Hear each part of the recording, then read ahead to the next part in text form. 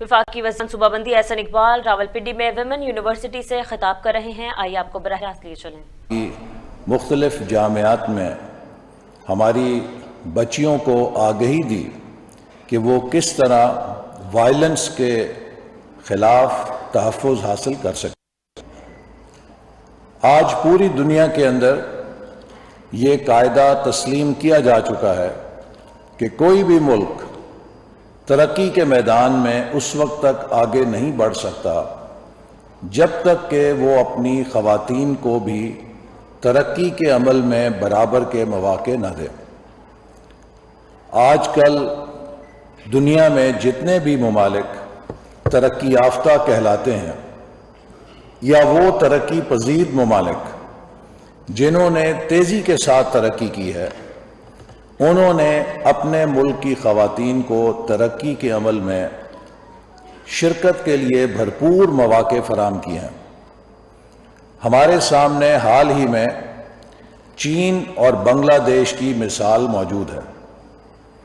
چین نے بھی اپنے ترقی میں خواتین کو مردوں کے شانہ بشانہ اپنی صلاحیتوں سے ملک کی ترقی میں حصہ لینے کا موقع دیا اور ان کی خواتین کے ڈیولپمنٹ پروسیس میں شامل ہونے کے ساتھ ان کا ترقی کا عمل تیز تر ہو گیا.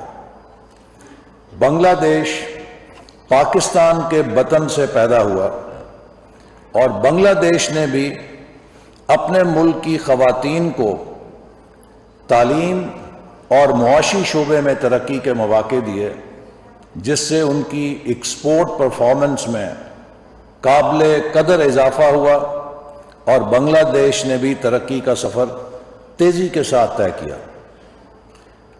بدقسمتی سے ہمارے ملک کے اندر خواتین کو ماضی میں وہ مواقع نہیں مل سکے، اگرچہ جیسے آپ نے ویڈیو کے اندر دیکھا کہ تحریک پاکستان میں قائد اعظم علیہ رحمہ کی قیادت میں خواتین نے مردوں کے شانہ بشانہ بھرپور پاکستان بنانے کی تحریک میں حصہ لیا. لیکن پاکستان بننے کے بعد اس سفر میں بریک آ گئی اور ہم خواتین کو آگے بڑھنے کے لیے وہ مواقع فراہم نہیں کر سکے، جس سے پاکستان میں مختلف شعبوں میں جینڈر ڈسپیرٹی بڑھتی گئی. لیکن اب میں یہ بات نہایت خوشی کے ساتھ کہہ سکتا ہوں کہ پاکستان میں جو جینڈر گیپ بالخصوص تعلیم کے شعبے میں تھا وہ تیزی کے ساتھ پر ہو رہا ہے. اسکول، کالج اور یونیورسٹی میں ہماری بچیوں کی انرولمنٹ کی شرح بچوں کے مقابلے میں زیادہ ہے اور اس عمل نے ہماری بچیوں کو مواقع دیے ہیں کہ وہ اپنی صلاحیتوں کو ثابت کر سکیں.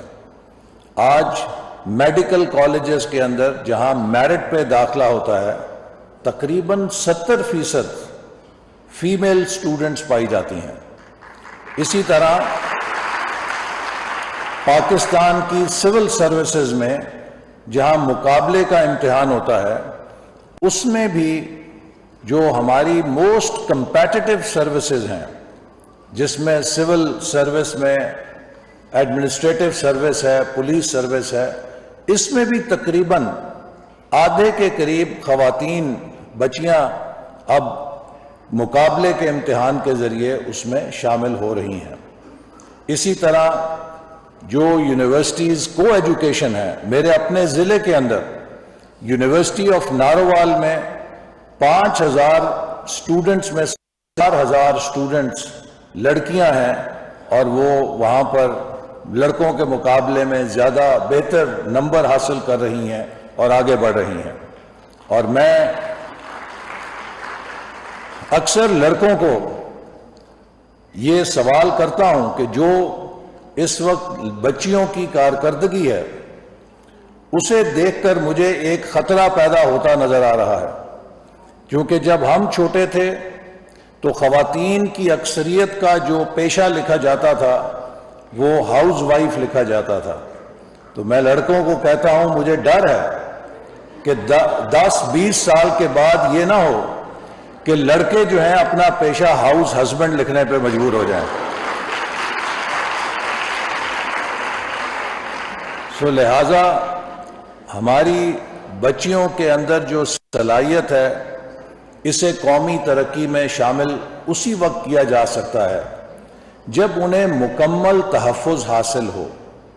اگر کسی معاشرے میں خواتین کے خلاف وائلنس کو جائز سمجھا جائے گا، روا رکھا جائے گا، یا اس کے حوالے سے انسینسٹیوٹی کا مظاہرہ کیا جائے گا تو کبھی بھی خواتین اپنا کردار بھرپور انداز سے نہیں ادا کر سکتی.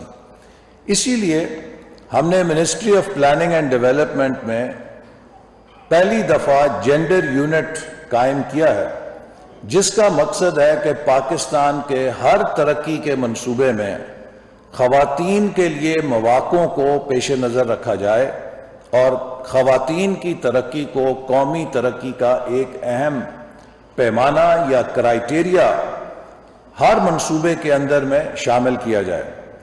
اور ینگ ڈیولپمنٹ ہمارا ایک ایسا پروگرام ہے جس میں ہم پاکستان کے ذہین ترین، ہنرمند ترین نوجوان فریش گریجویٹس کو موقع دیتے ہیں کہ وہ پبلک پالیسی کے مختلف شعبوں میں اپنی صلاحیتوں کو بروئے کار لائیں اور حکومت کی اپنے ٹیلنٹ سے مدد کرنے کے ساتھ ساتھ وہ یہ تجربہ بھی حاصل کریں کہ پبلک پالیسی کے کیا ٹریڈ آفس ہوتے ہیں اور پبلک پالیسی کیسے بنائی جاتی ہے. تو مجھے خوشی ہے کہ ہماری چند ہونہار ینگ ڈیولپمنٹ فیلوز نے عائشہ کی قیادت میں اس پروجیکٹ کو لانچ کیا اور پورے ملک کے اندر یونیورسٹیز کے اندر بروئے کار لایا. میں ان کی ٹیم کو مبارکباد دیتا ہوں. میں یہاں پر یہ بات بھی کہنا چاہتا ہوں کہ یہ بہت بڑی بدقسمتی ہے اور بد نصیبی ہے کہ خواتین کے خلاف تشدد اس معاشرے میں روا رکھا جائے کہ جس معاشرے کی اقدار اس کی اجازت نہیں دیتی. ہم اسلام پہ ایمان رکھنے والے ہیں. اسلام صرف نماز، روزے، زکوٰۃ، حج کا حکم نہیں دیتا. اسلام جہاں حقوق اللہ کا حکم دیتا ہے وہاں حقوق العباد کو بھی بہت اہمیت دیتا ہے. بلکہ اللہ تعالیٰ یہ فرماتے ہیں کہ میں حقوق اللہ تو معاف کر سکتا ہوں لیکن حقوق العباد معاف نہیں کروں گا. اور حقوق العباد میں جو سب سے پہلی ڈیوٹی کسی بھی مرد کی ہے وہ to be kind to his woman. اور وہ خواتین ایک مرد کی زندگی میں کون ہے؟ اس کی ماں ہے، اس کی بیوی ہے، اس کی بہن ہے اور اس کی بیٹی ہے. ہر مرد کو حکم دیا گیا ہے کہ وہ اپنے گرد خواتین کے ساتھ کائنڈنس کے ساتھ پیش آئے. اور جب اسلام نے خواتین کے حقوق کا اعلان کیا تو اس وقت دنیا کی ہر تہذیب میں، چاہے وہ یورپ تھا، چاہے وہ رومن سویلائزیشن تھی، چاہے وہ انڈیا کی اس وقت کی سویلائزیشن تھی، ہر تہذیب میں خواتین کو مرد کی پراپرٹی سمجھا جاتا تھا. بیوی جو ہے وہ مرد کے ملکیت ہوتی تھی، اس کی ملکیت میں آتی تھی. لیکن اس وقت اسلام نے خواتین کی انڈیپینڈنٹ حیثیت کو تسلیم کیا اور عورت کو اس چیز سے بھی آزاد کیا کہ وہ لازماً مرد کا نام اختیار کرے، وہ اپنا نام برقرار رکھ سکتی تھی. عورت کو اجازت دی کہ اس کی ملکیت کی وہ مالک ہوگی، جبکہ رومن لا میں، یورپ میں شادی کے بعد اس کا شوہر اس کی جائیداد کا مالک تصور ہوتا تھا۔ اسی طرح نبی کریم صلی اللہ علیہ وسلم نے سختی کے ساتھ ممانعت کی۔ راولپنڈی میں خواتین پر تشدد کے خاتمے کے عالمی دن کے حوالے سے تقریب جاری تھی اور وفاقی وزیر منصوبہ بندی احسن اقبال ویمن یونیورسٹی میں خطاب کر رہے تھے۔ انہوں نے کہا کہ خواتین کو ترقی کے عمل میں شامل کیے بغیر کوئی معاشرہ آگے نہیں بڑھ سکتا۔ ہر ترقی یافتہ ملک میں خواتین مردوں کے شانہ بشانہ کام کر رہی ہیں۔ انہوں نے کہا کہ تعلیم کے شعبے میں ہماری بچیوں کی شرح بچوں سے زیادہ ہے۔ ہمارے معاشرے میں خواتین کا کلیدی کردار ہے۔ وفاقی وزیر منصوبہ بندی احسن اقبال وومن یونیورسٹی میں خطاب کر رہے تھے اور انہوں نے کہا کہ تعلیم کے شعبے میں ہماری بچیوں کی شرح بچوں سے زیادہ ہے، اور انہوں نے کہا کہ میں آج سے کچھ سال پہلے جو ہے وہ یہ دیکھا کرتا تھا، سنا کرتا تھا کہ ہر عورت جو ہے وہ اپنے شعبے میں لکھتی تھی کہ میں ہاؤس وائف ہوں، مگر مجھے یہ اس بات کا ڈر ہے کہ آنے والے چند سالوں میں ایسا نہ ہو جائے کہ مرد جو ہے وہ یہ لکھے کہ ہم ہاؤس ہسبینڈ ہیں۔ وفاقی وزیر منصوبہ بندی احسن اقبال راولپنڈی وومن یونیورسٹی میں تقریب سے خطاب کر رہے تھے۔